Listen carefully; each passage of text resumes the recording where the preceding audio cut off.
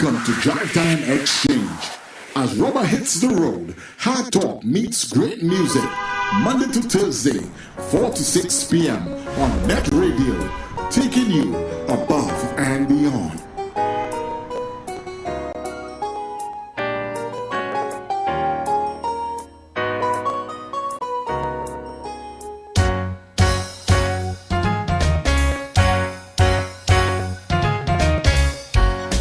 Education, education, this is the foundation.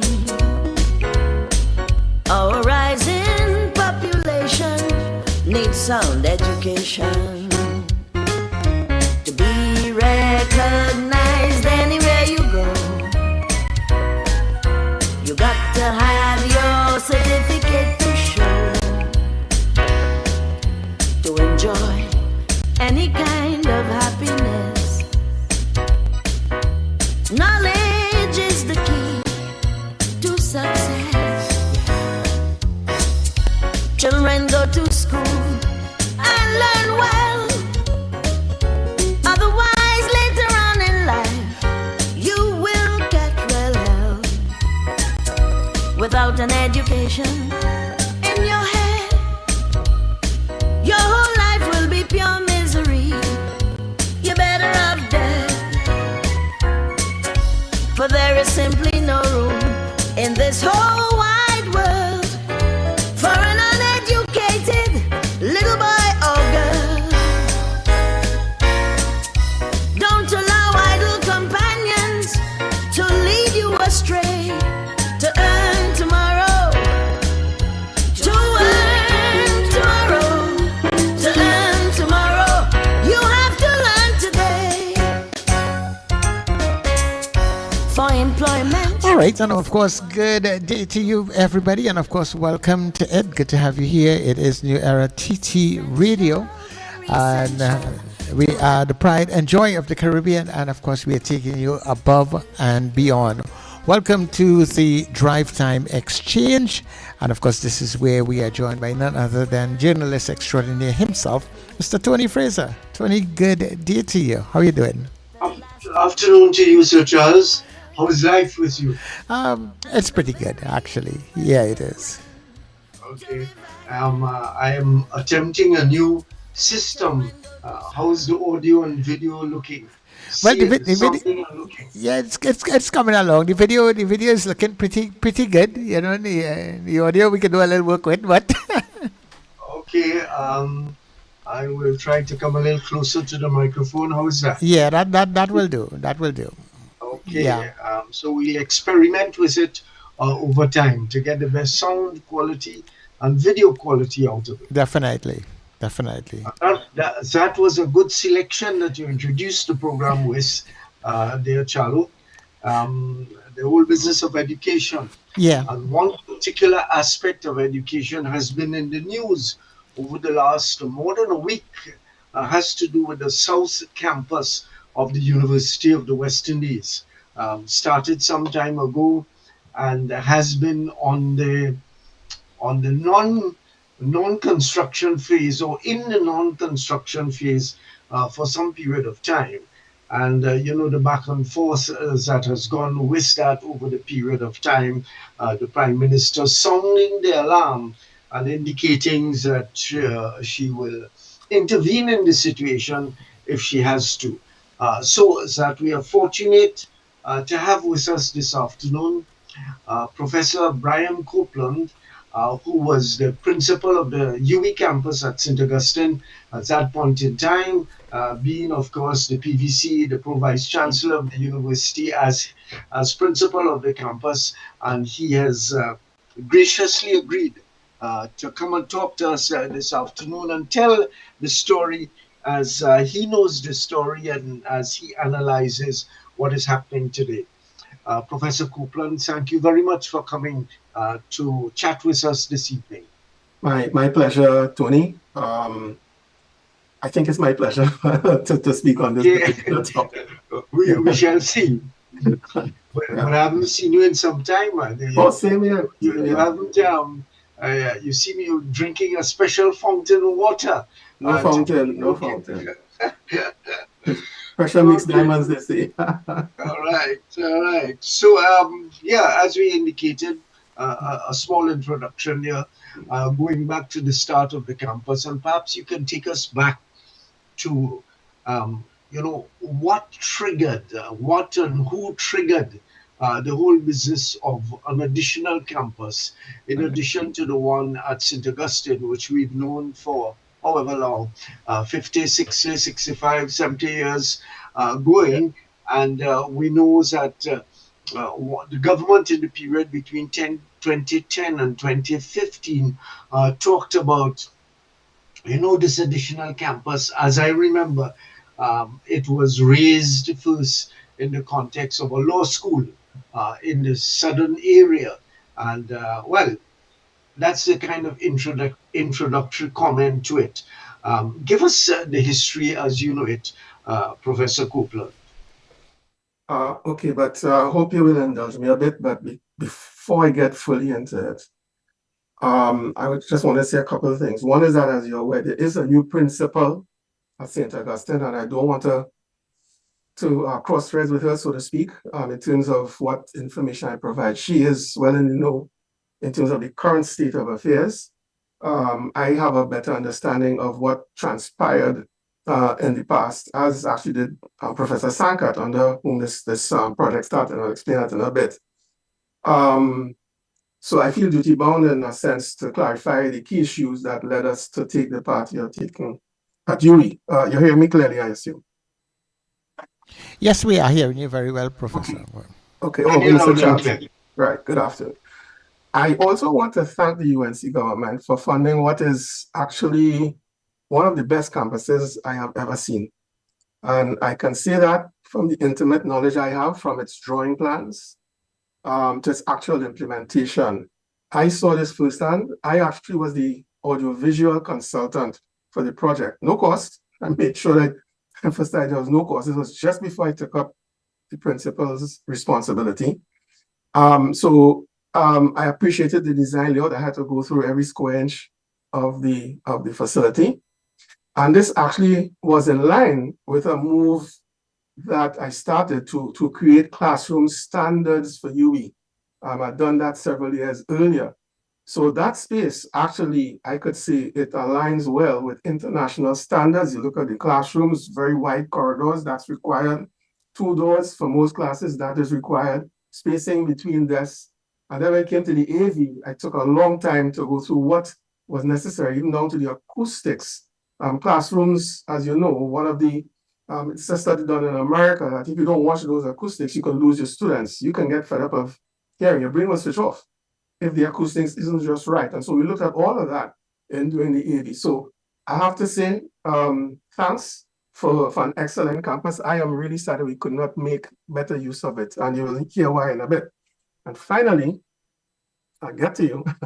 In preparing for this interview, when I responded to your request, Tony, I took the time to compile a historical record of the project. I went back to the mid-2000s, before 2010. That's where it started. And even before I was done, I was moved to see that I could well understand the PM's. Sorry, Professor Copeland. You just said something there which I think you need to repeat. The project starting before 2010. Tell us about that. The concept started in the mid-2000s during the time of Professor Sankat. I'll detail it because it's some detail that I will give. But it started before the UNC period. Okay. And even before I was done doing this historical record, I forgive me, I'm checking notes as I go along. I've reached that age. I moved to say that I could well understand the PM's angst. When I look back, I said, my God. But I've been through similar. And I could see even now that if the government would take the time to look at what UWI has to say, interrogate the business plan that we took so much time to prepare, to present to business experts across the Caribbean, they will see that there's enough angst to share around. We too were being frustrated in the process, delay after delay for all kinds of different reasons.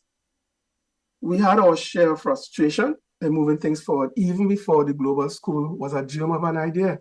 So we were moving to the law school, and we had a lot of problems to overcome, even in that process. But I think the real issue now is how do we go forward? So this is where we should be at the end of this discussion, but I thought I'd bring it up forward. I personally, I can't speak for the campus, I would have no problem with whatever decision is taken, whatever decision is arrived at, once an open-minded approach is taken by all in the discussions between UE and government.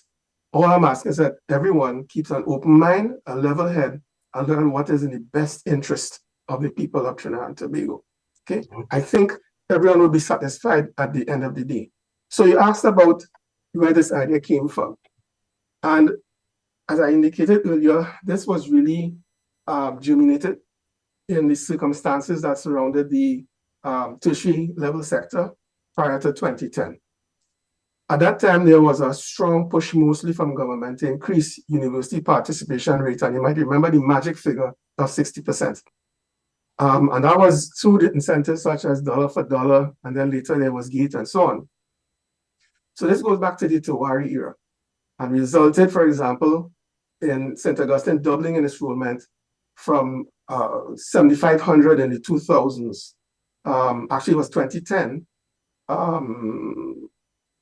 No, in 2000, 7,500, just checking my figures here, to over 16,000 by the time 2010 rolled around. And I have to say at the same time, that's the peak enrollment that's the largest enrollment we've ever had. It's down to 12,000 up to about 2022, which is when I left office. So the numbers are coming down, and we had all kind of reasons for that we proffered. There was a paper laid by Professor Sankat at our Finance and General Purposes Committee, and I think this was in 2010, which said that UE, St. Augustine, could only offer 70%, offer places to 70% of qualified applicants. That's a reasonable number, but it is relatively low. I think he wanted 100%, quite frankly. I'm not complaining about him, it's just the way he was, and I have no problem with that. But the capacity at the St. Augustine campus limited us to that 70%. And that would have worked out in 2010, as I said before, to 16,000 students. Needless to say, there was also strong competition from local tertiary, other local tertiary education players. Those on the Eastern Main Road, then you have people like Costard coming up and so on. And all of them came up to take advantage of the government provisions, dollar to dollar GATE and so on, as I said. Now, there was a St. Augustine Planning Task Force that was set up under the strategic planning exercise of 2007 to 2012. And they conducted a survey that revealed that, and I'm quoting here, at least 75.5% of the persons surveyed under that survey agree that UE should establish a campus in Tobago. And further, 66.8% believe that UE should establish a campus in South Trinidad. Now, further to this, the then principal commissioned a study that showed that some 40% of students at St. Augustine came from South Trinidad. He had indicated in early 2008, and I'm quoting him here, one of his objectives during his tenure would be to extend the campus into the South. That's 2008. Yeah.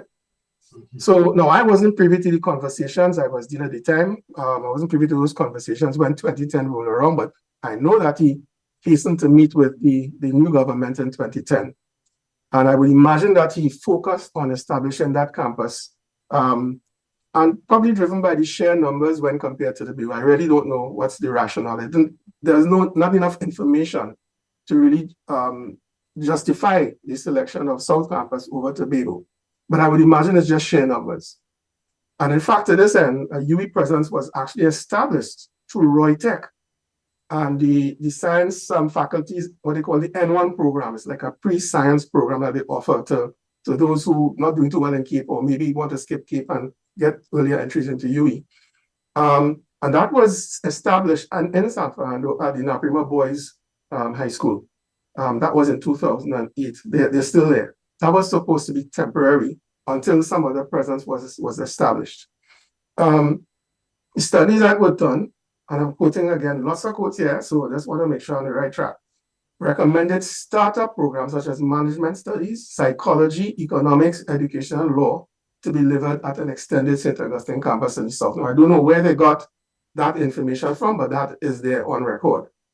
I just want to stick a pin a bit and say that UWI Reutech has been mentioned in some of the articles. And I do believe they are there on the campus now, at South Campus. Well, the campus was designed with Reutech in mind. It's part of the agreement. I think it was in 2011. Part of the agreement to start the campus included UWI Reutech. And so the designs cater the space that says Reutech. So they were finally able to move, I'm told, subject to better guidance, into the space. That's where they are now. And then, according to a paper, the table that GPC in 2010,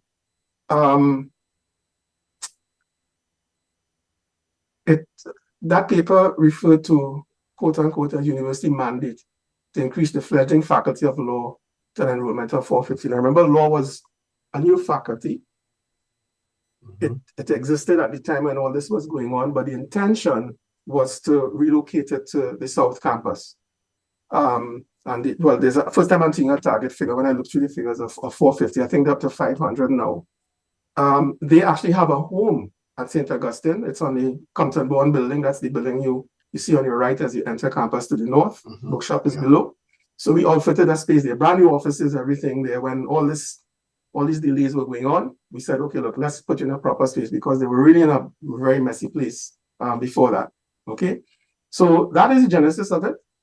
It started before 2010.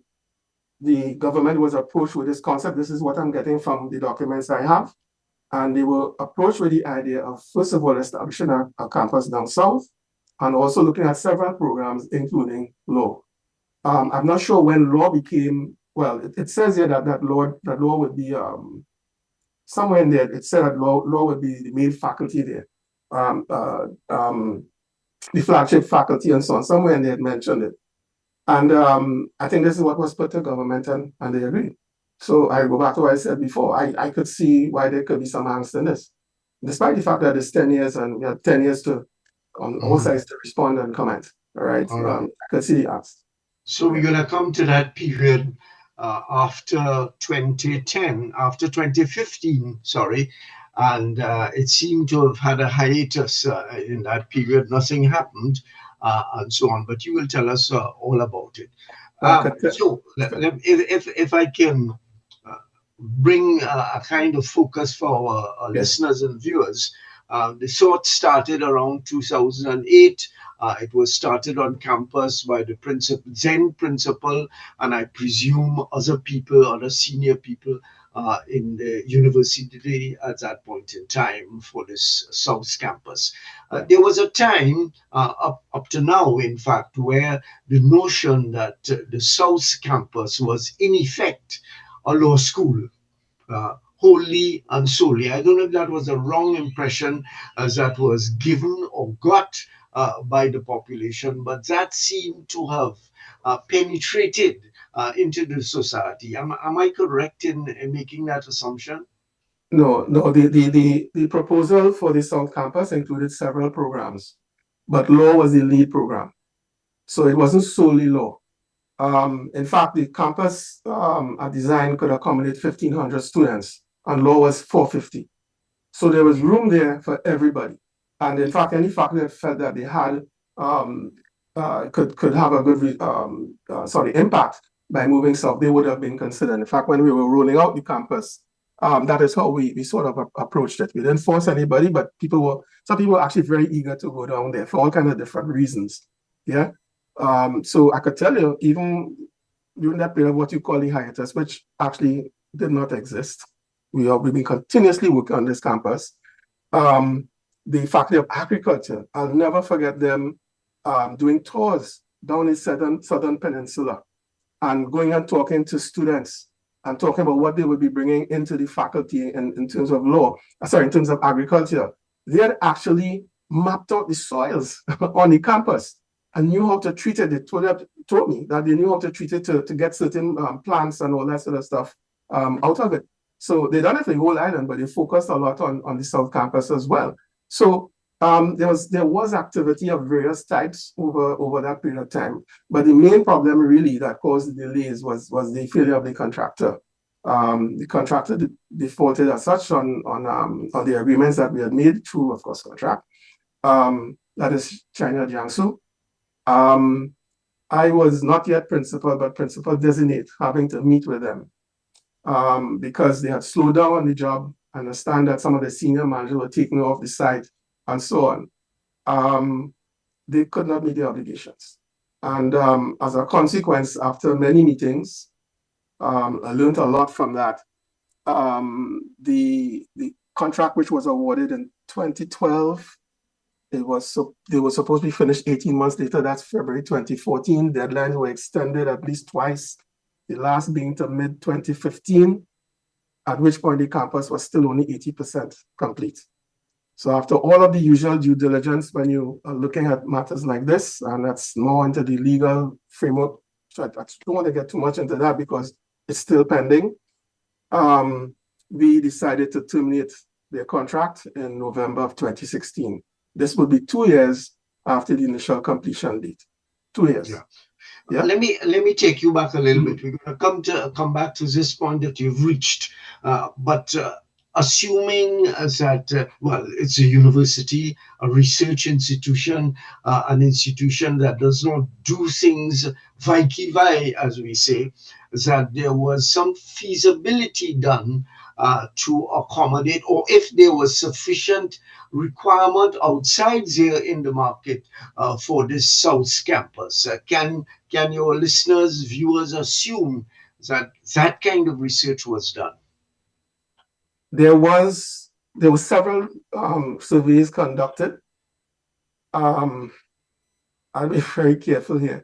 From where I sit now, more should have been done. This is now, but then hindsight and foresight, two different things. And I can tell you right now, if the university is planning to offer a new course or a new program or a new faculty, they would go about 5 times deeper than this particular study did. But this is now. Universities across the world have adopted some serious business processes and approaches when they're designing a new and fashioning a new product. All right. So I can't blame them. I want that to be very clear. But so I can't help but look at it with the eyes I have now, because I was very much at UB pushing for those types of changes to be made when it comes to designing programs. So for example, if now we put a program up, we will ask you how many students, how many a year, how much resources do you have? And by the way, is it going to be forever, or is there an end date to this? It's a small country. So when you put out so many graduates over time and you fill the place, what are you doing, right? Should you not stop it? Some people, they offer the programs once every year, once every other year, once, very, very rarely, once every 3 years or so, they may offer a program because you want to slow down the output a little bit. Remember what's going to happen with demand and supply. So we have now taken that kind of general approach. Some people still don't do it. It takes a while for university like ours, a traditional university is called in the traditions of the old University of London. London has moved on.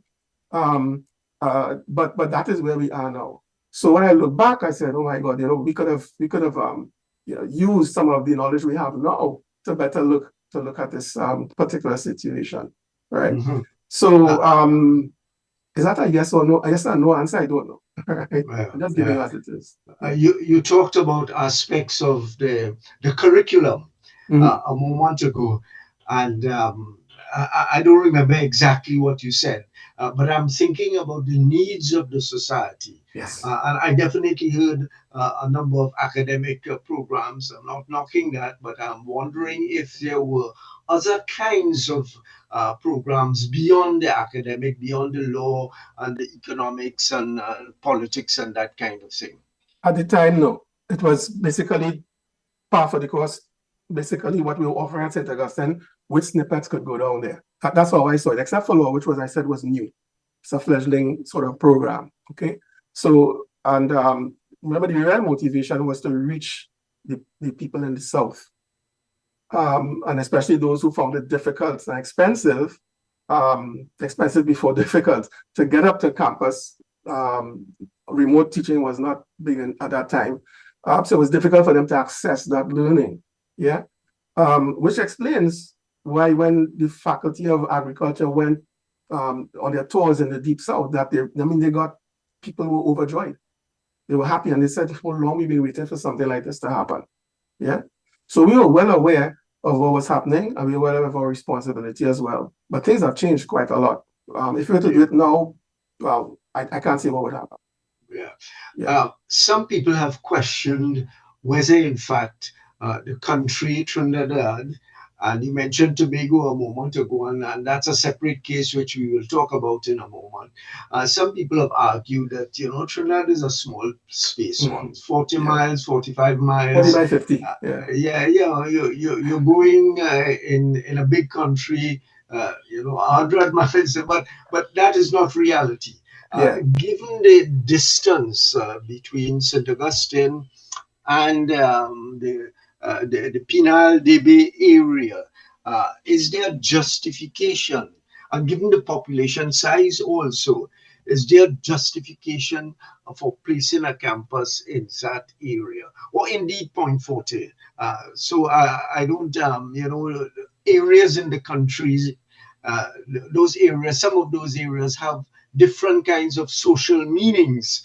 So I include Point Forte also. Is there justification for Penal de Bay, Point Forte, Cedrus? I didn't see any given in the documentation, and I can't really pronounce on that. I frequent those areas. I'm actually just 10 minutes away from the South Campus. Okay. So I may sound biased, right? But and I tell you, my heart pounds every time I drive past. I go to Separia very often. Right. I do work at the La Divina Church quite a lot, and I can't help but always looking at it when I pass, and wondering what could have happened if we had really were able to fully activate it. Right. I don't see a problem with DD, and then now with the highway as it is, access is so easy. There are a lot of people who come up from South. There are a lot of people who leave South for Port of Spain every morning. I had technicians I was a dean of engineering. One guy nearly floored me when he told me he did Fraser every day, back and forth. I could not believe it. Yeah. And they were doing it and very comfortable, healthier than me, and so on. It was being done. I think even though mobility was an issue, remember there was a lot of traffic in those days. So distance is one thing, but time from start point to end point is another matter. Yeah. I think all those might have been factored in. I do recall, as you mentioned it, that Professor Sankar was very keen to see the rapid rail system go online because UE was a stop for that system. Yeah. And maybe if it did, there may not have been need for this campus because it's like in 20 minutes you're up from San Fernando at least to St. Augustine. But that plan was scuttled when the new government came in 2010. So he was just looking at how do I, meet the needs of the population. It may have caused a problem in that I do remember that period. Remember I said 16,000 students, and I remember jokingly making a comment to a colleague. I hope people don't take this the wrong way because I make some little jokes and so on. It's just in fun that, oh my gosh, we have students coming out our ears. It just changed overnight, seriously. And I remember as dean of the faculty that whereas we used to repaint the labs every 4 years or so, every year you have to repaint the labs. Every year. Right? So a lot of wear and tear with the load. The campus wasn't designed for that type of load. There was some changes made by Principal Tewari. Daga Auditorium came online. And the Learning and Resource Center, LRC, came online. A couple of other auditoriums. He was heavy into technology. So the first set of video conferencing tools were implemented during this time, but they weren't fully used, weren't fully utilized. I was surprised at how many existed that were not used during, even after he had left. The sports center as well. So a lot of building went on during this time, and then when Sankar came, he also added a couple more buildings, the teaching and learning complex and a couple of other places and so on. I added nothing. I figured we put enough buildings in place, and I wanted to invest more in people than in buildings. Yeah. So again, if I try to conclude as we go along, conclude on one particular area of discussion, it was not out of this world, an impossible thought to have a campus situated in the deep south of the country, whether it Pinal de Bay or Point Fortin or wherever. It would have facilitated perhaps more students who cannot make the trip for one reason or the other, getting into a university program. Exactly. Yes. Exactly. Yeah. And even if it was stepping, so remember there's also an open campus that sites all over the country. Right. And I would think that just like again, looking back to it all, I think the Minister of Education under the UNC administration, he was very close to the open campus. That one of the ways was to work with them on programs that would get students into the main programs up on the main campus, for example, to have those programs offered. There were options, but I think Professor Sankar wanted to make sure that the quality that existed at St. Augustine could have been applied to those centers that came under the St. Augustine campus, which would have specifically have been this campus. And also, remember, we call it the Western campus where Mount Hope is, so he wanted to ensure that that was the case. Okay. Excuse me. So we're talking with Professor Brian Copeland, who was principal of the university campus in the period, 2014 to 2022 sometime? 2016 to 2022. 2016 to Yeah. A 6-year period approximately. And he has been giving us the background, the whole notion of a South campus and some of the subject areas that were supposed to be dealt with. I asked about the research that could have said whether or not another campus in a small place like Trinidad could be justified, and his response was to the effect, yes, there could be some justification for it, given that more students will be going to the campus. You touched on a point here as I'm talking about geography and students. I don't know if you're up to date with the figures today, but what, in terms of the percentage of students who are going to the university, does that percentage meet the demand? And I asked that, remembering hearing that Professor Beckles he made a statement recently, 4 weeks ago at some occasion, and was saying, I don't remember the figures, but he was saying that the figures in terms of student population to the people who are on campus needs to be, move further up the chart, because we are not producing enough university graduates. How do you respond to that? Okay, so he has mentioned this many times in the past, and his figures do show that Caribbean-wide, UWI ranks the lowest in the Caribbean in terms of student participation at tertiary level institutions. Yeah. I'm sorry, the Caribbean ranks the lowest in terms of student participation. Trinidad is a bit higher. Remember, the target was 60%, and they didn't get there, but it's still pretty high. And if you count, if you look at university participation, it is even lower. If you look at overall tertiary, it's high, but it's not exactly where it should be. So compared to the rest to Latin America, it's relatively low. I think that is what he is referring to. My take on that is that yes, that is so, but it is a more complex problem here, or challenge or issue here. When you train all these people, where they're going to go? And Tony, you and I have had this discussion. We're small. All right, so how many doctors can we accommodate? How many lawyers can we accommodate? How many engineers can we accommodate? And I think you'll agree, well, this place is pretty much filled, When I put a doctor out there, and I'm doing 300 a year just on this campus alone, right? That doctor goes into service, assuming that they practice their discipline. I mean, what's their career? 30, 40 years till death, So they fill spaces there. I mean, you have the GP, the general practice, practitioners, all that kind of stuff. But it tells you that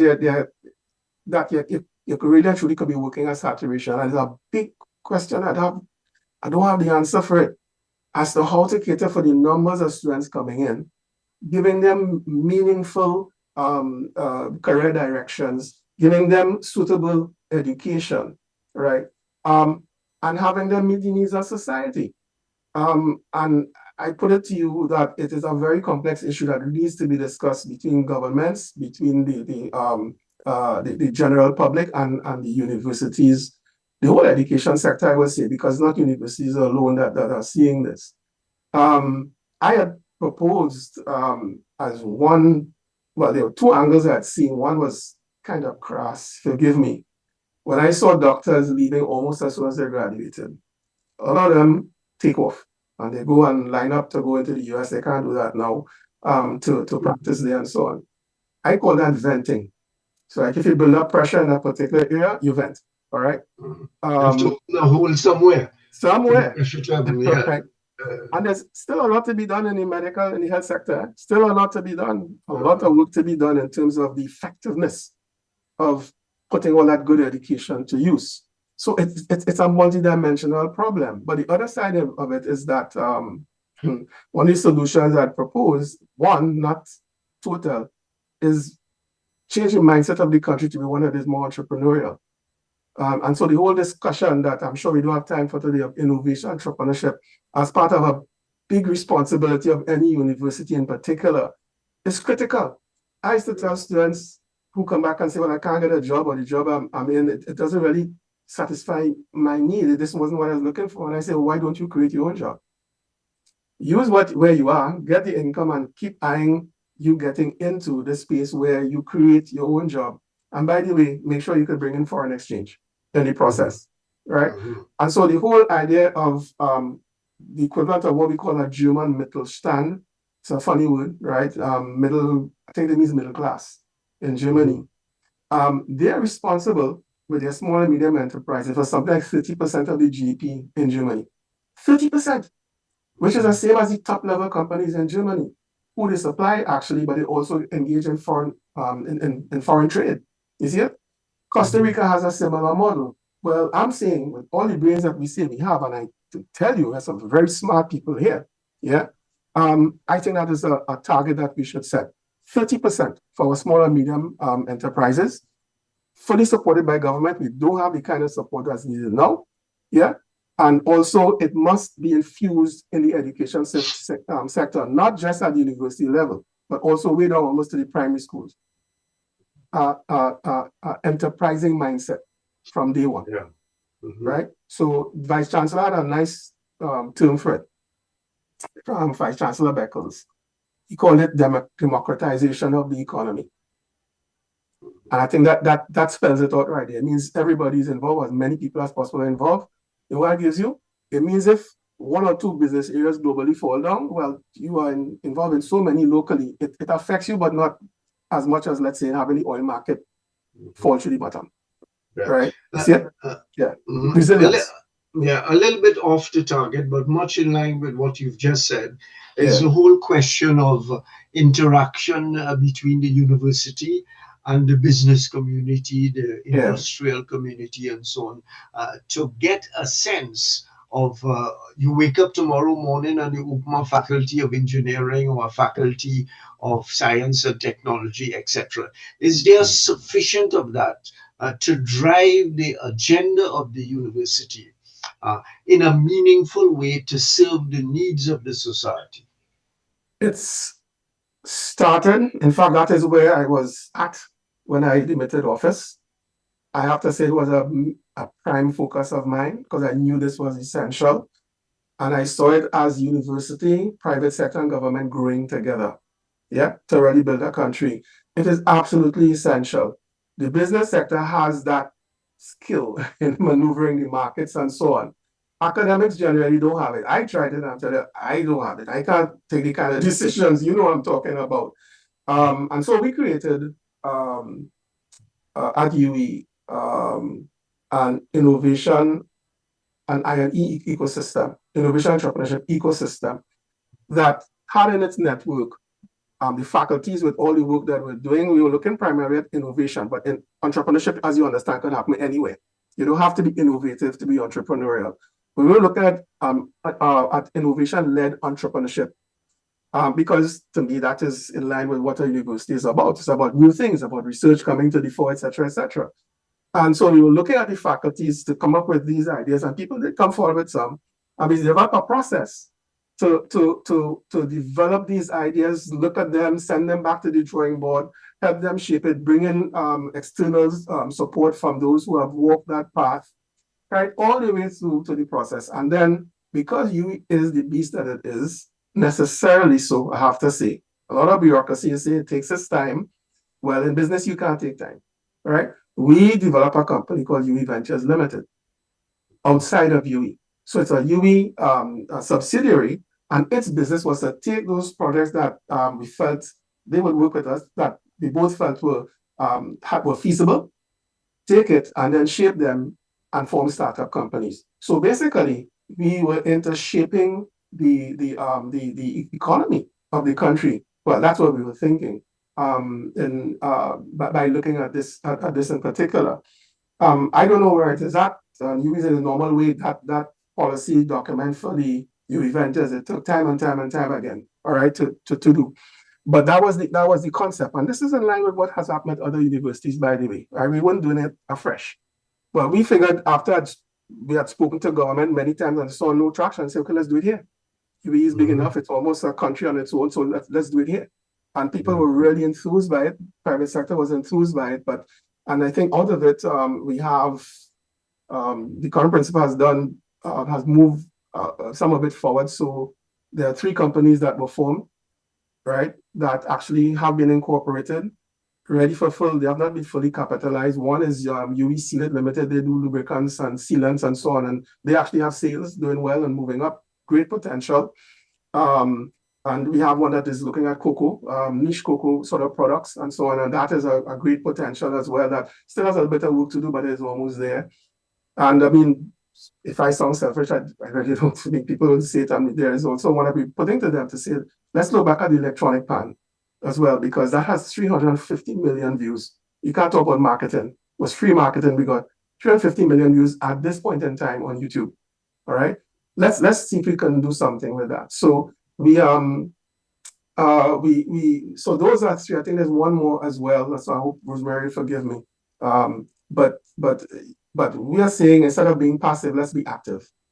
And it takes time. It challenges the patience of an academic, right? If you don't understand that space, because it takes time to see these things come into fruition. Right.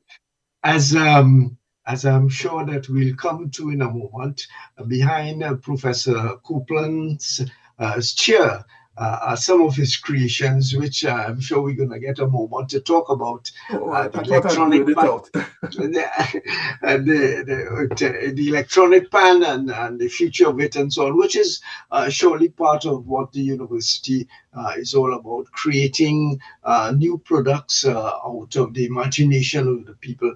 And I know there were some contests about that at some point in time, but that seemed to have died a natural death before we go on. So just again to inform our listeners that we're talking with Professor Brian Copeland. Let me take a small break, Tony. I'll be back. Sure. Sure. All right.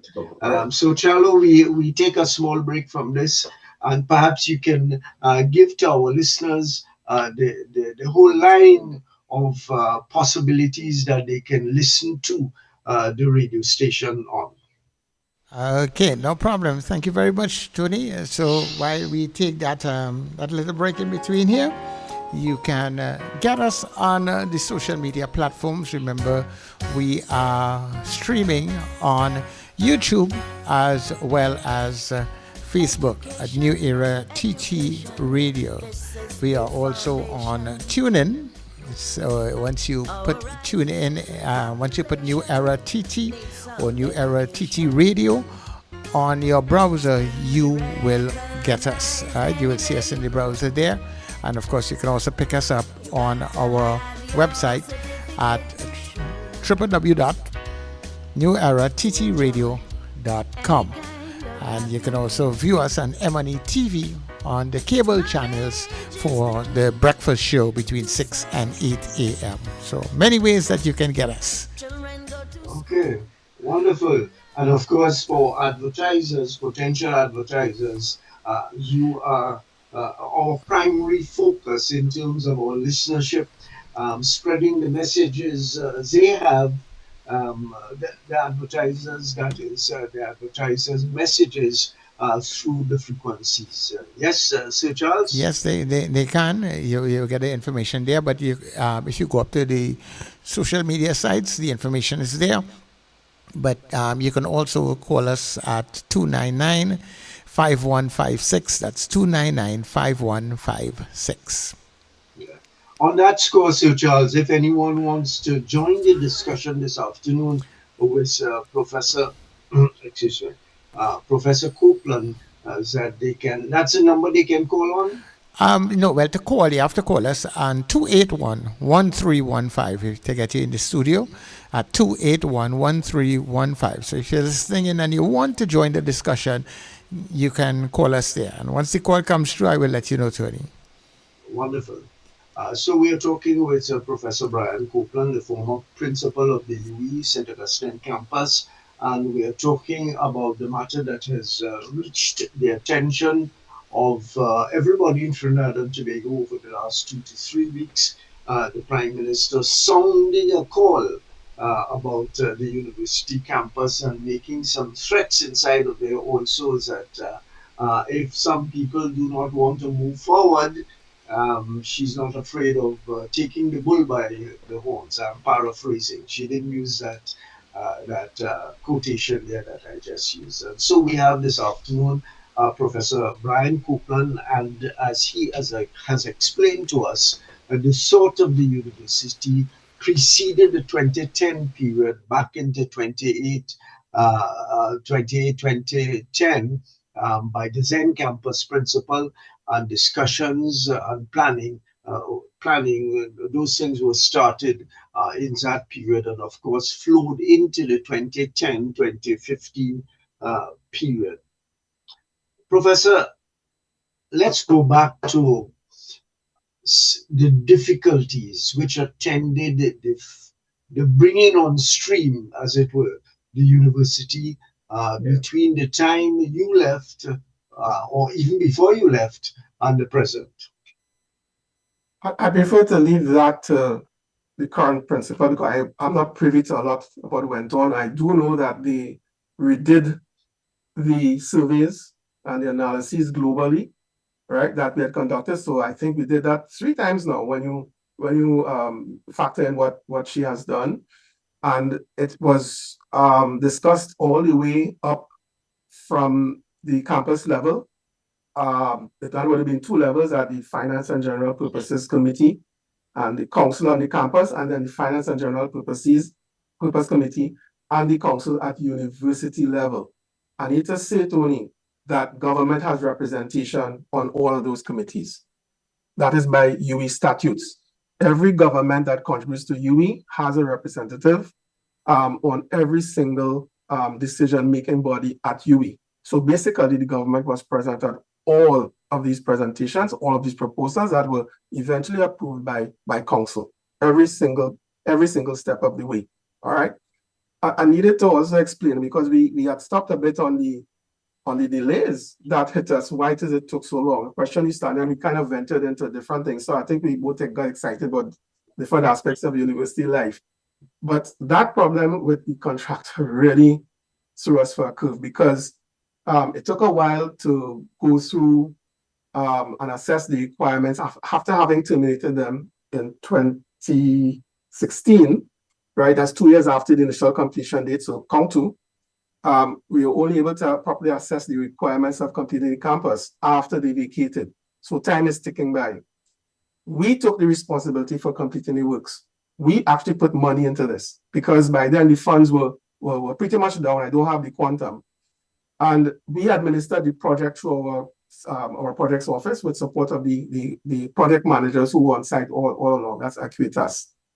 And only got into issuing new contracts to restart the project towards the end of 2017. That's an extra year down the road.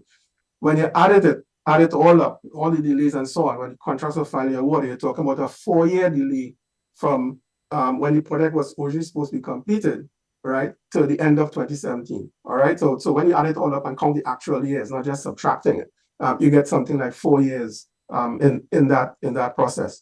We had to deal with those contractors who on the job who were not paid by the main contractor. And we actually ended up taking them back on board to complete the job. And part of the reason for that is because they were familiar with what was there. But understand that period of assessment was absolutely necessary. You can't re-engage that project until you know the quality of what was done, okay, and to document what was not done. Because now we have to issue a new scope of works, right? And moving forward, we decided to exclude certain buildings from the first restart phase. So there's exclusion now, right, of certain parts of the project. And that kind of puts a little definition, a little spin on the whole issue of campus completion. It's 2 phases now that we're into. So the first phase is now complete, which is why we can speak of a launch in August. The first phase of dealing with the buildings we identified that we complete, that, as I gather, is complete, right? And that first phase included the law faculty building. Here, that's the name of it, the law faculty building, the moot court, which is where they do the moot stuff, right? Academic building, student union building, associated recreational facilities is lovely pool, swimming pool, tennis, all that there for the students.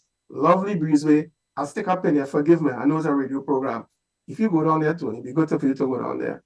Walk with a kite, put it up in the air, have enough string, you don't have to run, just let it go. It flies. All right. Okay, lovely space. All right. So we actually completed the halls of residence as well. I think it was 4 buildings. Facilities management, so the support structure that was there. We had problems. We had to dig up the place for air conditioning, piping, and all kinds of stuff. The sewage treatment plants. There were a lot of issues that came up that we had to deal with. It was like, oh my God, what's going on here? I made a comment to a colleague of mine, we should have carried on a pre-imam and a pundit down there before we started the project, because it was just one thing after the other, But as it turned out, we divided into, not in that phase was a critical building. It was the signature building of the campus. Big, tall, lovely building, the library that held 2 auditorium, big, I think it was 300 seats each. See how big it is? And of course, a huge library that was set up because of the way the law faculty was designed. Cricket pavilion, football field, no, right? We got some support from we worked very closely with the regional corporation there, Pinal Dede Regional Corporation. They actually helped us to cut the ground and all that kind of stuff, more than once, because it was when it was started and it stopped and it started back. And they were always happy to see us once we restarted and so on. We had a project, a supervisor for the campus appointed. We had a team called the South Campus Task Force, led by the deputy principal that was looking at it. And they were not into the construction part. They were into how do we populate this place? How do we move the working staff, the support staff? Because we're not talking about really hiring people until we had to. But funding was a problem. How do we navigate that space with them? And we had Malinats leading that. She was in my office. This was after Indar Ramnarayan, who was the deputy principal, sort of led it and did an excellent job in trying to schedule people who could move down and so on, had tours going on so people could get familiar with the space. Of course, people from South were happy to see it. So understand, we wouldn't sit down on our hands all this time. There was not a hiatus. We just were not active as a campus, but we were working to develop it to a space that could meet all of the quality standards. We had ACTT come in when we were finished with the first phase to approve it. We could not start without that. All right. Yeah. And that happened, I think, oh my goodness, I think either early 2019, it may have been 2020. I'm mixing up the years. So I'll find it in a minute. Yeah. So all of that was going on. It's a tremendous amount of work to build and then to outfit a campus, not just with the tools that are required to operate, but also the people, the systems and the structures required to operate a campus. It is not an easy feat. Right. Yeah? Professor Copeland, a cynic would say 4 years is a long time. Yes. For there not to be the kind of activity that would have seen the campus open, would have been open all this time. Yeah, 4 years, too long. And I would then take them for a beer and then carry them and show them all the documents that showed all of the delays that occurred, largely because of the construction works. We needed to complete those works and make the campus habitable. You cannot get ACTT accreditation without that. You needed to prepare for that. All right. So it wasn't so much a matter of what is going on, there's a matter of what they're going on to. All right. And so that had to be completed. We had to redo some stuff in the process. Yet really and truly restarting a project almost from scratch.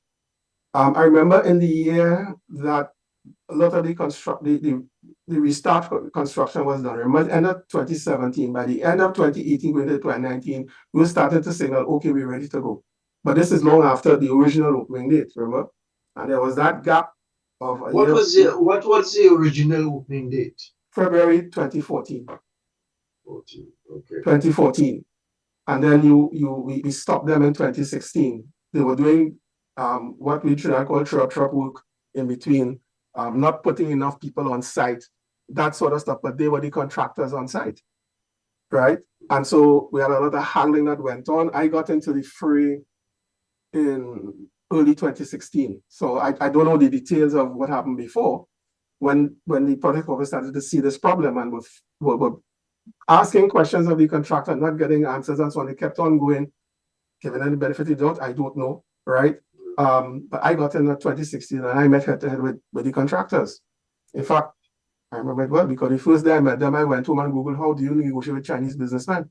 Right? So it was a heck of a thing. By November, they were gone. I couldn't take it. I said, no, this is not right, you know? And we decided, once you take over a project, I said, there has to be, you can't just jump into it or you'll be in real trouble. Remember, this construction works, there's a lot of money involved. Yes, there's money wasted just waiting, but there's also more money to be lost if you do something wrong in the process. And so there's a whole quantity surveying aspect. You have to really and truly ensure that the work was done to quality and then correct it as necessary. And then you have to see what was not done and then develop new works to issue to new contractors. And we split up those, I think it was 7 packages, all right, that were issued at the end of 2017. But it actually took, this is my estimate, I stand to be corrected, probably about 15 months for us to get to the point where we say, okay, we're almost there, we're almost there. And started to, and at that time as well, the work that was being done by the task force had identified programs for occupation, and we actually gave a start date of September 2019 and had to delay one more time to September 2020 because of the ACTT accreditation and all that stuff. And then the second main problem, COVID. COVID was the real killer. COVID came, we had to go offline in March 2020. Couldn't go there at all, right? And then came the request to use the facility as for decanting COVID patients. They use the dome. I'm going to ask you to expand on the COVID period in a moment. But sometimes we have to ask difficult questions. There is a kind of feeling that is going around that these things are difficult to pin down. But the notion is that it was, the delay in bringing the campus on stream, whether it was by the university administration or the government in the background, that there was something against the people in the area, the south, or that southwest, south central area, against the population in that area. That vibes has been given off. And sometimes it's not so easy to pin it down and say, X said so and so and so. But nevertheless, it circulates in the air.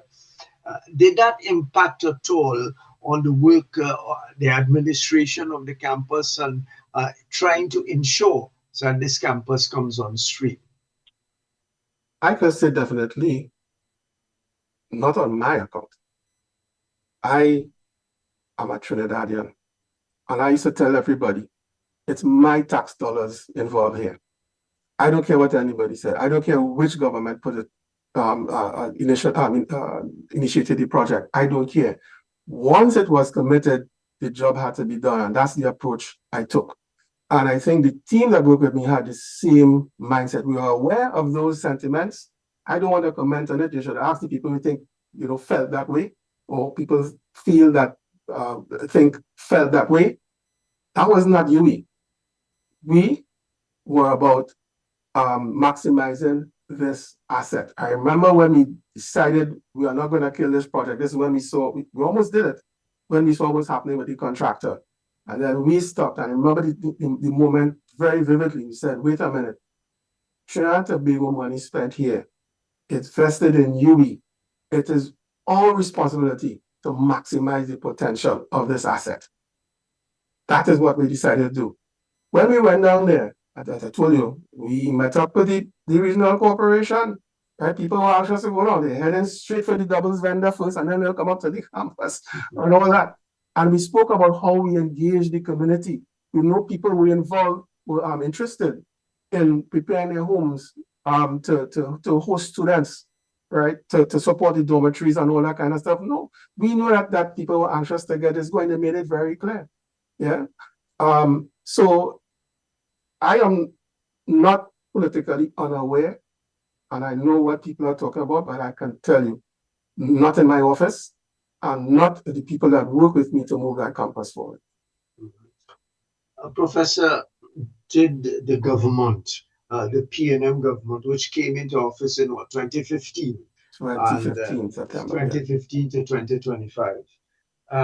Did the government at any point in time intervene in the situation?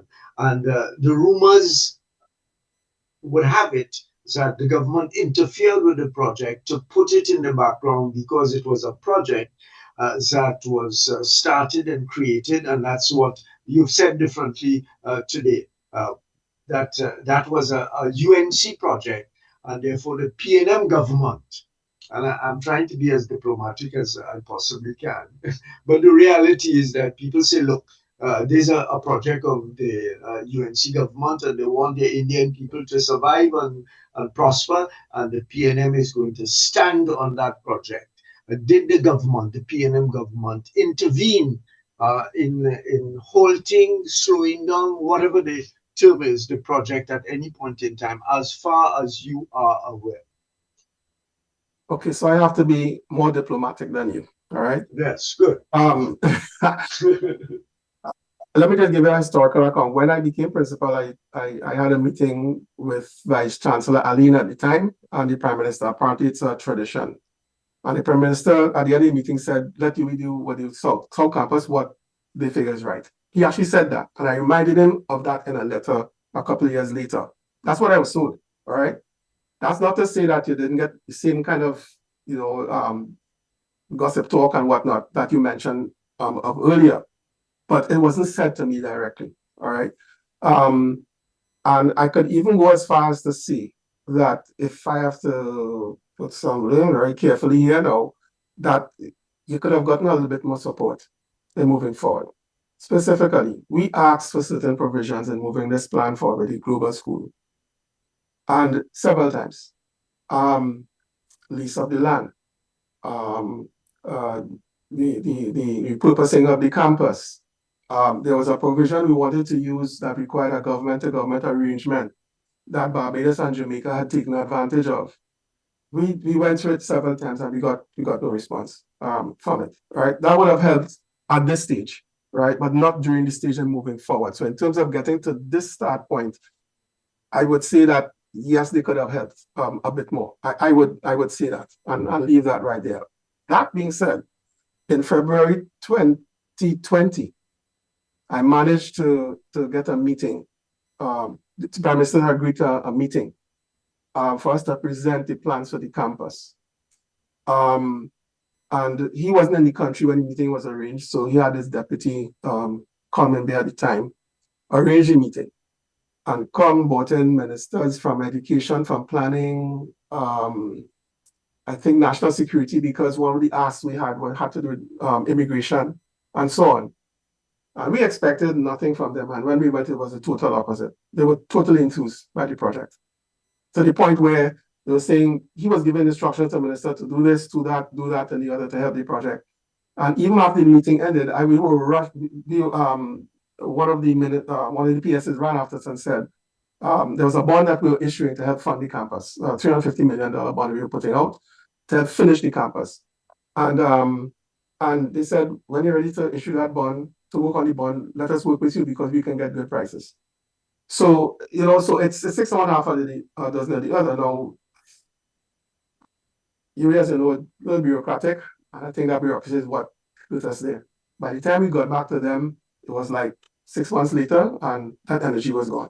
All right. And it was like, yeah, okay, well, we'll help, but there was nothing to say definite no, don't do this and all that stuff. It's just that, as I said, we could have used a bit more help from them. All right, and moving this asset forward. What do you put it down to? I don't know if I'm trying to put you in a difficult position. No, you put me in a corner there now. All right, okay. I think you could answer it as well as I. I wouldn't go there. I want to go back to, because this thing has been raised recently. Go back to the funding of the project from the start. Mm-hmm. And there is a land element to it, which I will come to subsequently. But let's deal with the funding of the actual construction of the buildings and the setting up all of the things that were required. Where did the funding come from, and what kinds of figures you could tell us about that? That project was funded through the Public Sector Investment Program, PSIP, as it's called. Okay. It's where government funds a lot of similar programs. Development projects, yeah. Yes. We use a lot of PSIP projects to keep the campus uplifted. We was successful in winning some. For example, one of the big projects we just did was move the wastewater plant at St. Augustine. I was surprised it just disappeared overnight. We worked on it for about 2 years, and then after I left office, I said, "Oh, this woman really deadly boy," because remember there's a female registrar, female principal. And in 2 months, it's like Star Trek come and just transported it out from somewhere. Right. I was blown away. And that was PSLP funded. All right. So that's the mechanism that was used by government to fund it. Something to the tune, last thing I saw just last night was $514 million from government. And then UE put in $100 million of its own. All right. So it was a joint venture in a sense to fund the campus. Is that typical, before we go to the land, is that typical of, say, a campus at Mona, or a building or expansion or whatever at Mona or in Barbados? That there is a combination of government funding plus what the university can put into the pot? Can't answer that with any confidence. I got the sense that most of the funding for the big projects at Barbados and Jamaica came from the governments of the time. There may have been private sector involvement. There were a couple of joint ventures, public PP type of arrangements, private persons, government, university involvement. I think Jamaica did it with one of their dorms. So I guess it's safe to say that there were different models that were used. Jamaica is particularly creative when it comes to getting funding for various projects. They actually have a whole generating plant on campus. Provides all the power needs, and they sell some. Yeah. All right. So I presume money comes from international funders, and from I presume CDB make some kind of lending arrangement. You can take loans and all that sort of stuff. It varies. You at one time access IDB loans, but that was mostly for, yes, it was some infrastructure work, but it's also for funding research and all that sort of stuff. That happened way back in the past. I think that was under Compton Bond's time. But most of the funding on St. Augustine came from the government. There's a regular funding through subventions. And of course, GATE, which quite frankly, has really and truly been lackluster from all governments. And for the other campuses, as I said, there's various sources. But that's the best I can answer. I have to admit, I offloaded a lot of my UE memory when I retired, so I had to pull back the archives. Just for a little tangential excursion, does that mean that there should be more funding models for the University of the West Indies? Yeah. And the Vice Chancellor actually could fill you a bit more on it. I'm sure he's done more, but while I was there, he actually had engagements with persons from the business sector across the Caribbean. I know Sagicor was key inside there. And we looked at several models for funding the university. All of them had their pros, all of them had their cons. It didn't really go anywhere, in my view. Well, actually, it didn't go anywhere. So it ended up being just a lot of discussion, but at least the ideas were brought to the fore. And they were presented not by us, it was presented by persons from the business sector as to how to do this. So yes, we have looked at it. I personally feel, and I was at the center of controversy. It seems to be my life. When I indicated that we should in fact raise tuition some time ago. And I mean, I knew that it wasn't going to happen, but I knew that somebody had to say something. And I did. And at the end of it, I remember telling the campus that, look, when I was leaving, I said, the best thing to do right now is do something that I think that the country needs. Only when you go to the gas pump, you pay a certain price, but it's higher, you don't know how much. I mean, you already know, but John Public, they just know the price of gas. My view is that if government is subsidizing any sort of product, with gas or tuition or whatever, when you get the bill, the full bill should be presented to you.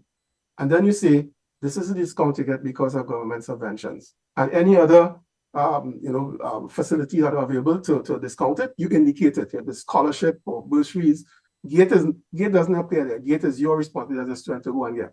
All right. But you indicated, so the population now, this is growing up population, would know this is the real cost of this thing. Yeah. And when you have to make adjustments, as you may have to, if gas prices change and so on, and the bottom falls out of of your supplies. You would know. You would know why. Better prepared for it. They might still rebel, but at least you're better prepared for it. Is there sufficient? Sorry, you want to finish something? No, I was saying I think we've grown several generations of people who just have one price in mind for all these different entities, right? These different provisions. When we made the case for the new fees, we were 21 years at the same fees. 21 years, 2001, right? So then, I mean, come on, it means the whole world changed since then. So I think that when we move to a better business model for education, all these things have to be factored. It doesn't mean that the cost to the student is going to be necessarily too high, because after you know the cost, you can then you can then speak to the whole issue, as I said before, of discounts and scholarships and support and bursaries and all that sort of stuff. So but at least they know what the real cost is, and they will value it more. Studies have shown students who know that cost internationally, they generally, really and truly, get the maximum out of their education, which is what you want. Yeah. And my question a moment ago was to the effect that, is there sufficient information provided to the public by the university or research and communication institution to the value of whatever transfers or loans or grants or whatever the government gives out to the university? Is there sufficient understanding that that is the university is a contribution to national development? How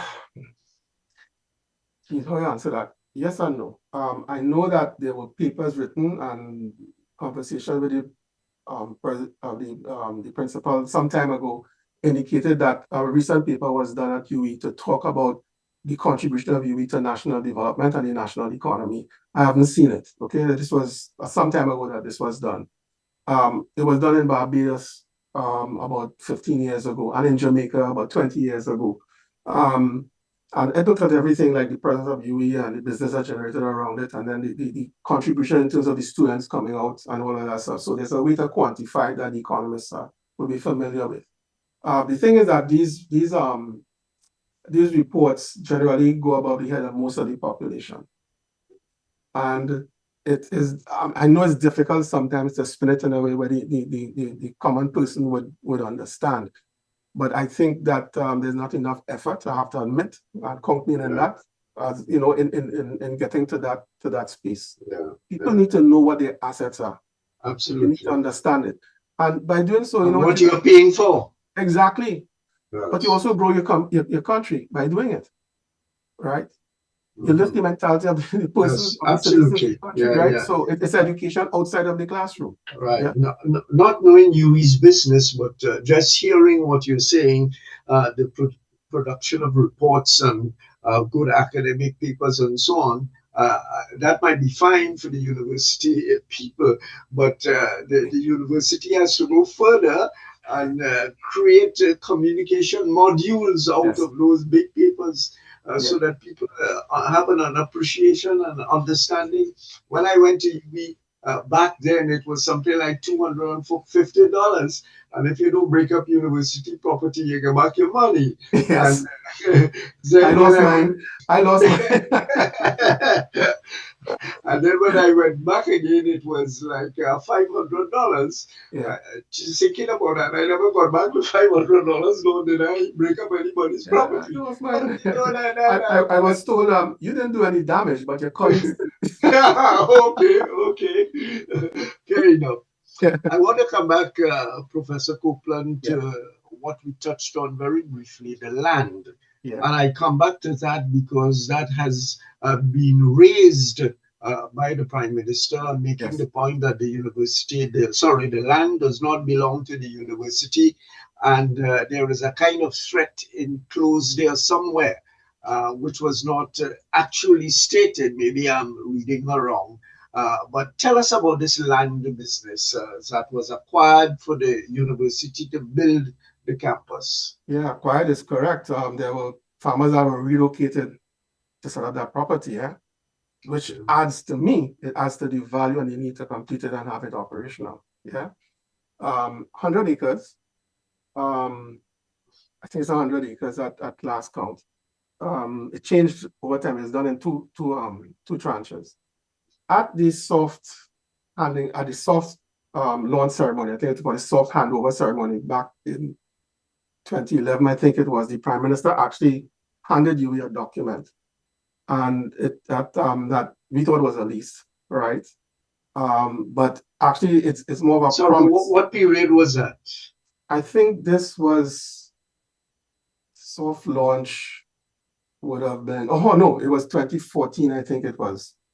It was closing in on the election when she went there. So I stand to be corrected. I was away at the time, so I couldn't attend. But the point is that there was a document that they got. I have a copy of it here, but it looks like a truncated copy. There's no date on it.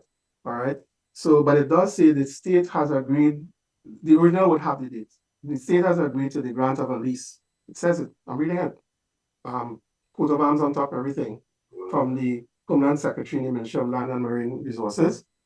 The state has agreed to the grant of a lease in favor of the University of the West Indies to establish the South Trinidad campus in respect of state lands comprising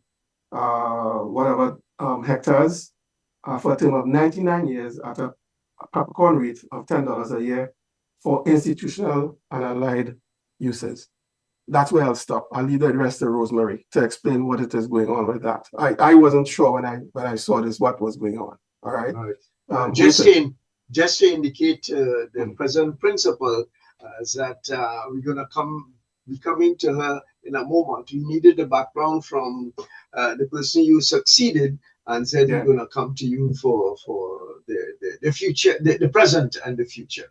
Yeah. So it was land that was leased to the university for a period of time, as you said. Well, let me leave that to her in terms of how this holds up or not. All right, because I have little questions about it, but I know the intent was there. It was signaled that this is what would be done. Most of UWI land is in fact leased. Some of them 90 years, some of them 90. I think they regularized it all to 99 years. All right, most of UWI land acquired by UWI is leased. All right, and in the past, government indeed Beckles was raising that issue sometime, that the land should be given to the university so that they can make commercial use of it, borrow money on leases, etc. He wanted to leverage it, right, to compensate for the challenges that we were getting. And that has to do with the business model that you needed. Just a quick aside, but the first time I went on, I mentioned at a meeting that you is a business, I was nearly torn apart by a student I was quoting Marx and all kind of stuff. And I said, at the end of the day, if I can't balance my budget, you don't get a seat. Right? Yes. It's not a business in the true sense. We're not looking for profits. Although it'd be good to get a surplus, right, to hedge against the bets. It's not as high priority as a regular business, but we use business processes, by the way, that were developed at universities. I was reminded by Sharon Christopher. Said, you guys have developed all these tools and so on. I don't see you using them. And we've used it to great effect out in the commercial sector. Right. So that thinking, sorry, Tony, but understand, this is a university that came out of the womb of a University of London of the 1940s. It hasn't changed much, but London has moved on. And I think it's now getting a sense of where it should be in terms of that concept. Yes, your academics are there, and academics are a different creature of their own. They have to be to do what they do. Yes. They have to be accepted. All right. Yes. But at the same time, managing them requires a special framework that you could say looks business-like. It has to be managed in a particular way. Yeah, or else it will crash. It won't be sustainable. And in fact, if anybody wants an example of that, it's what's happening in the USA today. When universities are being attempted to be managed by politicians, which is something contrary to the whole spirit of a university and free thinking and free thoughts and speech and so on and so on and so on. And that's what made America great. That's what made America great. That free thinking, academic freedom is an American concept. It's an American concept, that was made especially for that situation, to avoid and reduce political interference. I have the document, shows it. It was birthed in America by American academics. And an immediate takeoff on that, Professor, is again a statement coming out of the current Prime Minister. I don't know if we could put it down to a moment of anguish or even anger that 10, 15 years after the university is still not functioning, and there was a kind of threat to take over the university, or at least that portion of the university, and hand it over to UTT, which might be considered a direct Trinidad and Tobago government institution as opposed to the regional institution. How do you reflect on that? I think, as I said at the start of this interview, if the government would take the time, calm down, and look at what the principal, I don't know if she has done it already, I don't get the sense that there's been a meeting as yet. Look at what is before them. Look at the documents that were presented at council where government was present, it was approved. Take a good look at it and with an open mind, decide whether we have not taken the right course of action or not. I maintain that the campus was designed to accommodate a wide range of programs. All we have done is just change the focus from law to medicine, and a special type of medical program that is going to bring in, I think I quoted once, and I was actually quoting the Vice Chancellor, the equivalent of a quarter of UWI's budget within about 5 to 7 years of operation, if things work out well. That's a lot of money. A quarter of UWI's current budget. Do you have a figure for what the budget is at present, or even a historical figure? I know the figure he was referring to was something like a $250 million TT, right? Sorry, say that again. Sorry. The figure he was referring to for that campus, for the South campus, was of the order of $250 million. He didn't quote a figure. I was just going on what I knew the figure was. Okay. So it's actually a bit higher than a quarter, because at that time the budget was of the order of $750 million. All right, for the it had dropped. 40% cut, 40% cut, 10% cut. Programs cut in all kind of different ways. Some programs cut by 90%. That's what went on over this the last few years. We knew that government was going through a challenge. All we were saying is, if you work with us, we could take some load off of you. That's all we were saying, and we're saying it now. All right, that's what. All right. So, what's the exact state of the ownership of the property as it stands? I don't know if it's consistent with what it was in your time to the present. Who owns the thing? Who can take control of it? All right. I'm sorry to tell you, I'm going to have to leave that to the principal to address, because as I indicated, that document we were handed on, we actually, we just always just thought it was a lease, and then someone saying no, it wasn't. So when we made the ask of government, we actually asked them for a lease. Yeah. And then somebody said, no, you didn't need it. So there's a confusion there about what that document is. And this was actually handed to us on the stage by the current Prime Minister. So I'm going to leave that there and let the current administration speak to that particular issue in terms of ownership of the property. With regard to, doing another kind of thing around that, with regard to the regular existence of the university outside of the present conflict situation, who owns, who does not own, can a government, any government that is contributing to the welfare of the university, intervene and say, well, we're going to take over this university? I don't think they can. UE is a strange entity. UE is incorporated through Royal Charter. We like Canada, right? All right. And what the governments do is agree to give support. When the subventions that as they currently stand, subventions for students is something like 80%. So every student going through certain programs, a large range, not all, actually essentially gets an 80% scholarship. See why it has to be on their bill? So that was agreed to many years ago. That was an agreement that was done between the governments and the university. So with that kind of backdrop, I don't think they could walk in and say, we will take over. All right, that is not one. This campus, in a sense, it really is an entity of the University of the West Indies, capital T, all of it, right, all in one. So we are just offshoots of it per se. The articles of incorporation are somewhere in the Bahamas, and they speak to Royal Charter. So I think that's a real legal nightmare you're speaking about.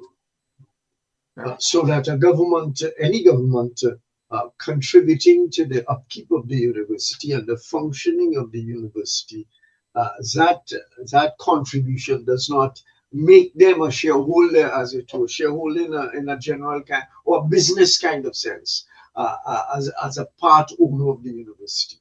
No, they don't have ownership. I'll put it that way. They don't have ownership. Shareholder might be a better word to use. Remember, they are involved in all of these meetings. And certainly when you have to make a big decision, they'll consult with the government. Sometimes it's just the government for the campus, for which a campus is situated in their jurisdiction. All right. That being said, when there's a decision to be made, very often the meeting would lean to the thoughts and the thinking, the principles of the government that is responsible for the particular campus. So it's really more of an engagement among parties, respectful of situations, respectful of the fact that the government is giving funding for the education of their citizens. Yeah. Mm-hmm.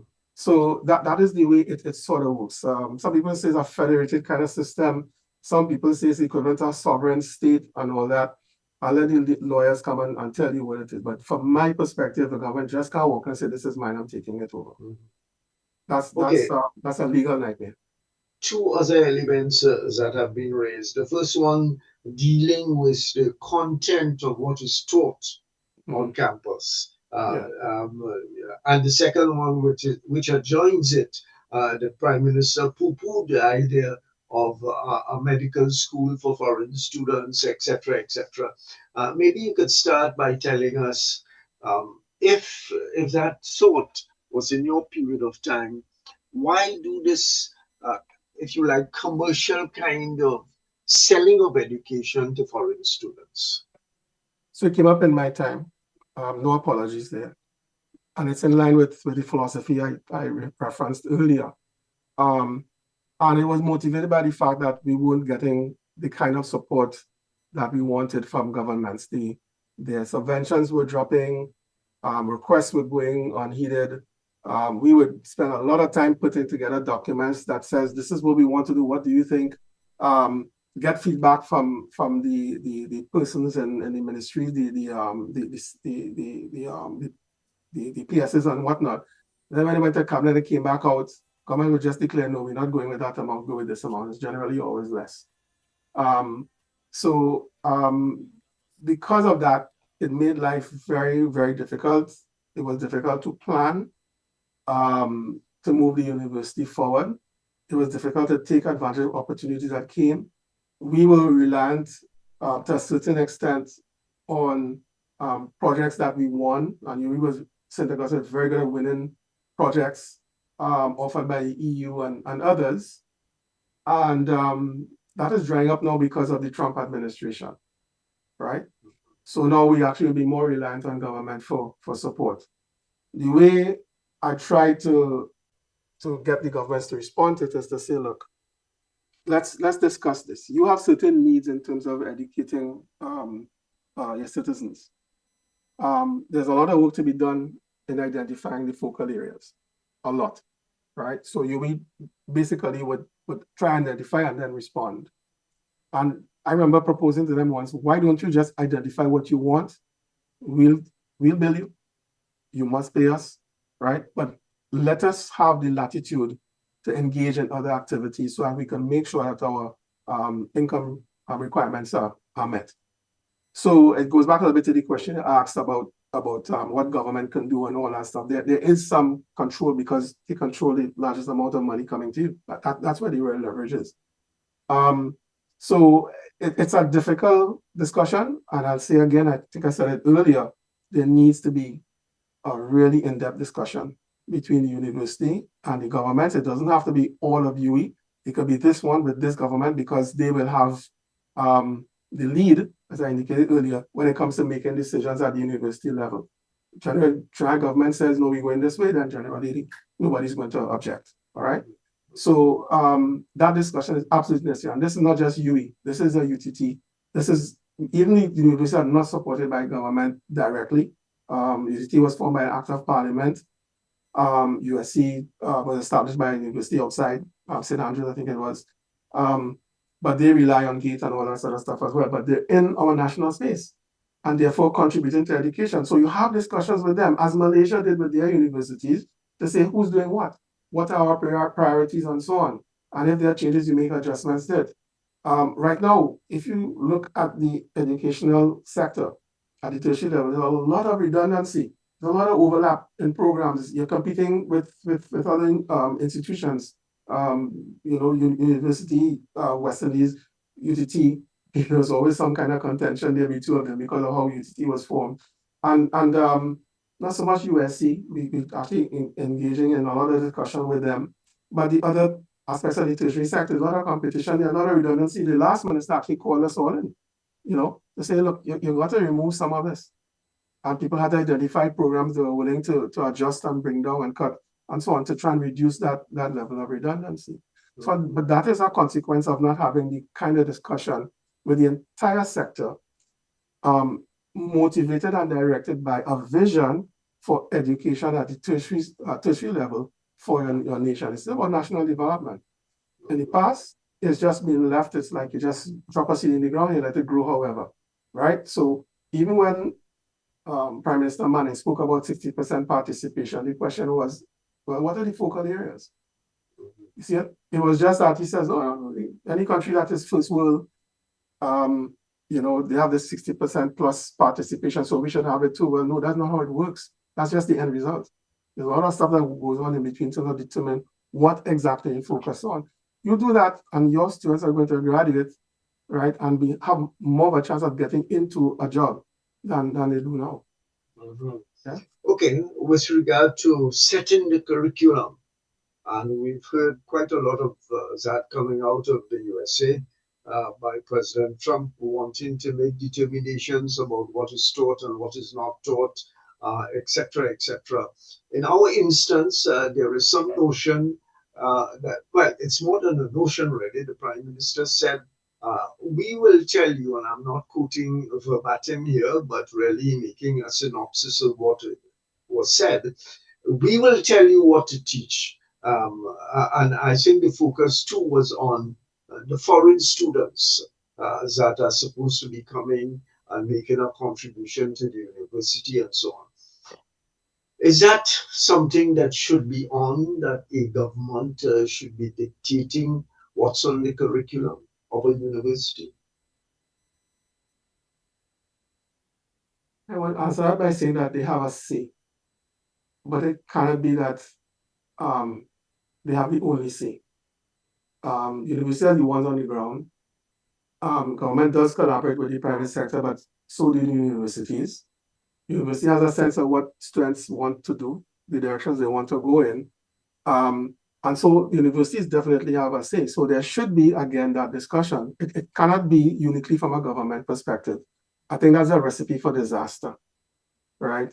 I could see on the government side a situation where they want to take the country in a particular way. And therefore, there are certain programs that they feel need to be done. Well, we have not ever shirked from that in the past. So if government says that they want to do X, Y, Z, we put on X, Y, Z within, find a faculty to put it in, or we put it on, all right?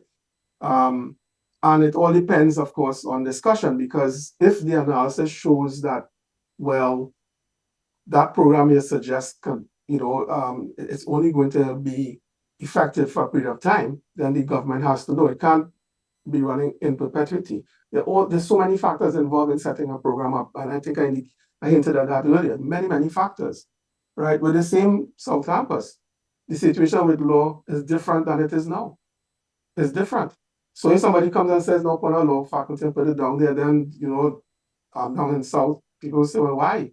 All right, some people actually say too many lawyers as it is. I don't know, but I haven't seen the latest figures, but the situation has changed. And so again, it comes down to a business. You're into putting out a product. You want the product to have a large enough uptake to be viable. It's possible that you could shape a program for which you only have 10 people, right? It's possible to do it, right? And it's possible to do it in a viable way because you can measure the results in terms of the impact those 10 will bring on your nation. Of course, you have to tie the foot to make sure they stay here, all right? And Singapore used to do something very similar with some of the programs. That is possible. And I could see a government saying that we need 20 people to do X. Mm-hmm. You offer the program. It could be a full degree, it could be workshops, it could be whatever. You offer the program, right? And so then you work it out with them and you show them and then you deliver. You see it? So it's to give you a straight answer, it is very, very difficult. But in the end is discussion, and the end is what benefit are you bringing at the end of the day. But to say government be the only ones to specify what is taught, huge mistake. Yeah. Huge mistake. Yeah. Carte blanche, control of what is taught at the university, what research goes on, and so on. That's a serious matter. Yeah, it can be politically determined in a manner of speaking. So to summarize, Professor Copeland, maybe with a little bit of projection, where do you see this thing going? I have no idea. I have to be frank. And that is why, I'll say that I think that discussion is absolutely necessary. Open-minded individuals on both sides. And I hate to think it's both sides, right? Per se, because, kind of it's a contention, but I prefer to think that it is not.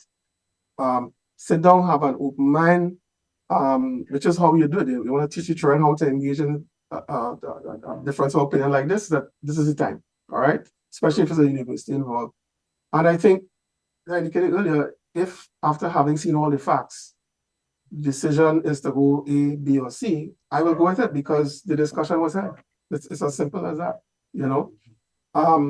I think that the Global School of Medicine, and I don't think I'm biased in saying this, is one of the best initiatives that UE has embarked on, because it gives it a fighting chance, finally, right, to start lifting its head. Right now, its nose is just barely above the water. Now your whole head could be above the water. It won't solve all its problems, but it puts it on the way. I don't know if you know, but there were also, it's not just this, there was a whole set of activities that were going on at the same time. So for example, dentistry was looking at adopting a business model as well. I don't know what's happening with it, but they don't have to move south. They actually already have a newish space now in Mount Hope. But they were changing their whole business model to be more of an entrepreneurial type, a mix of local and foreign students. The local component, I have to say, alone could not sustain the school, could not. And so you bring in the foreign to complement that. The School of Vet Med, you almost shut it down, right? But you know what that means? It means that you're going to be missing, some capability that could be of great support to your country, especially if we're going into farming and all that. And so they did an introspection and came up with a new plan going forward. So all of that was coming together. When we put this paper out, we were speaking of a north-south medical education artery. And I think it was only called, is it artery, like artery in a blood vessel. It only got that name, I think, because it was mapped in red, right? So in Mount Hope, think of it, one highway, Mount Hope, Hoover, Debe, San Fernando, right? Think of now what would happen when you pull all that together, you get these synergies going, what you do for medical education. That's why the medical sciences was so excited about it. So now you galvanize something that was looking at, well, basically death almost, because of the way finances were going. That's something that could leverage a very strong future for the people of Trinidad and Tobago. And in doing that, also engage the outside community. I don't know if it came out in the discussions, but just by chance, the curriculum that would have been the focus of the Global School of Medicine was in public health. Well, guess which area in medicine came to the fore after COVID? It was public health. We were ahead in the game. We were ahead in the game. And so that's what I'm saying. It just needs I understand the ask. I indicated earlier that there was a lot of calls for answer on our part with all the delays in the project. We wanted to get going. And it was going the way of law for a good while until we got that opposition from the students and from the staff and faculty of law. I suppose, Professor, administrators of universities all over the world, there is a distinction between, and of course I'm biased in this regard, is that, the sciences, the technical subjects and so on, and the arts and the politics and the history and so on, which you have to be a little bit touchy about other people coming in to intervene in those areas, as opposed to the very logical and desired thing of, making a fridge or the technical and scientific areas. Yes, there has to be a concern that if we're going to be making computers or something like that, it's different from teaching history and politics and economics. Yes, it must be so. A philosophical approach to it, if you like. It's so one half a dozen of years. Right. So I grew up in a mass house. My father was a band leader. Okay. I saw a lot of historical individuals. I have to say it this way. Yeah. And the band comes to my mind now. Yeah. There you go. Yeah. And in doing it, there's a lot of technology involved, from as simple as wire bending up. Yeah. Right? I saw these sphinxes made to like about 6 feet, right? 6 foot, mud and clay and everything. That's like papier mâché and so on. Starch on paper. And when they finish, they put that gold glitter on. It's like, wow. I saw all of that. So I think that led me to a position where I kind of embraced the two sides. Your brain, Tony, has a left and right side. Yeah. One is logical, one is imaginative. Right. Society has to be so. I don't see them, right, as working one against the other. I see it as a synergy that exists between those who could imagine and those who just have their nose down going through the logic. Without that imaginative side, you don't get anywhere. Yeah. You can't see us building transporters to move a wastewater plant from one place to the other. You can't see that technology. And now science has gone way beyond it, showing you the universe in ways that you couldn't imagine before. And guess what? The people who first jumping on that are the artists the actors, the producers and directors, they get the material to work on. So no, I give this talk to the humanities sometime, because when I started to talk about innovation, they got scared. I said, no. Where was Peter Menchel? I mean, if he had known better, he would have owned that patent for that, what they call it, the wobbly man. All right, you see? So it's, to me, it's two sides of the same coin. And it's unfortunate that when university started, they never even had a distinction between the two. Pythagoras, right, was into geometry and music.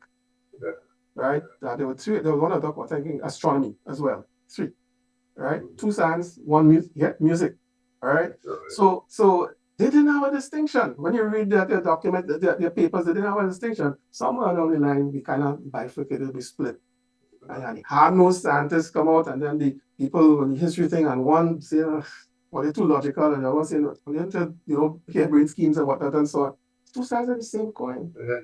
Well, that brings us, Professor, to the instrument behind you, which is both imagination and science. All right, Jules and all those fellows who imagined the possibility, and then later on the likes of Bertie Marshall and Tony Williams put some science in it. Tell us about the pan in the background. Where has it got to?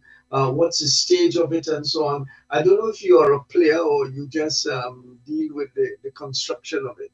Are you a player? No, Ashim. I'm just a scientist relating to musicians who have got in complete awe of different kinds of knowledge altogether. And tuners, awesome scientists. They bridge the two worlds. Awesome, right? So otherwise, I was going to ask you to play something on it in the background. No, we have enough rain. No, this is my lab for the time being. We are moving, we're trying to move it forward. UE has, provided some support for us to move to a production stage. So we're moving to a test market phase. Now, we didn't want to talk too much about, because this is where we actually tested a limited production that will be coming out very soon. We've been dealing with people in China. Between Biden and Trump, they throw us a little bit of a curve in terms of parts and supply, but we've gotten over that, I think. What I'm most proud of is that this was designed and built by local people. These are our students. This is what they're capable of. I remember Stephen Katie's UNC administration. He was surprised to see what the inside of this looked at. He could not look like, he did not believe that we did it here. Right? This is high tech. Right? Not the highest tech, but it's high tech. All right. So it's almost there. Yeah, go ahead. Sorry, finish what you It's almost there. It's almost there. We have, I'm proud to say we have 2 albums that were done on this or using this. Okay. One was from Bugsy. Bugsy did an entire album. Every single instrument was played on this. So from tenor pan right down to bass, and then some of the percussions and so on. And it's years out. It's he did all Sparrow's hits with it. He wants to do another one. And Darren Shepherd from Marabella, not far from me, he used it on his Christmas album from back in 2014 or somewhere thereabouts. All right. And that is now going to be the second most popular Christmas album, local Christmas album. It's after Pana's Players, I think their album has always been a favorite. All right. So I was proud of that, but it's not enough. Okay. Now, this is a clear example of where we are when it comes to innovation and entrepreneurship. I use it as a test case. Right. Is it an instrument for concert type recordings and that kind of thing, and not for on the road, the rough treatment on the road? Right now, I would not. Okay, depends on what kind of concert you're talking about. If you're talking about playing classics and you get into fine details and fine variations in tonality and sound intensity, this is not it. You go to the acoustic pan, right, for that.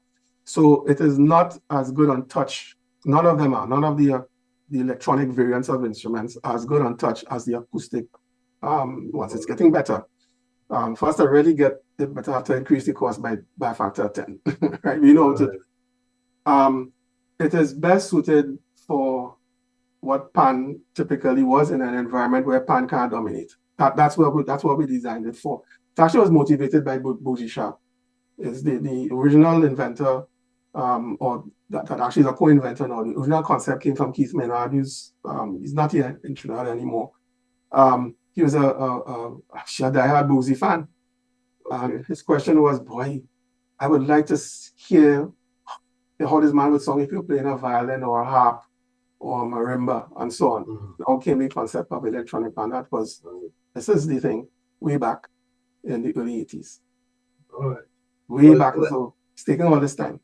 Right. So here, when you're ready for your movement forward, maybe we'll do another program like this with your players in the background. So Yes. I want to let's hear the venture to instrument. But nevertheless, we thank you very much for the explanation and the clarification and the elucidation of this series of subjects. When politicians get hold of something, they drag it in all kinds of directions, and sometimes at the end of it, you don't know the head from the tail. That's So the it nature of was the good. beast. Yeah. Yes. Yeah. So it was great to have this discussion with you. And just in case anyone is listening who could tell the principal at this time that we will be coming to her for her own updates on this situation. Yeah. Professor Brian Copeland, thank you very much for being with us and doing what you have done this afternoon. Thank you for having me, Tony. Right. Sir Charles, over to you. Thank you very much, Tony, and thank you very much to your esteemed guest this afternoon, I must say. I was very impressed. Thank you very much, gentlemen. Okay. People, this has been the Drive Time Exchange right here on New Era TT Radio. Stay tuned, stay connected, don't go anywhere.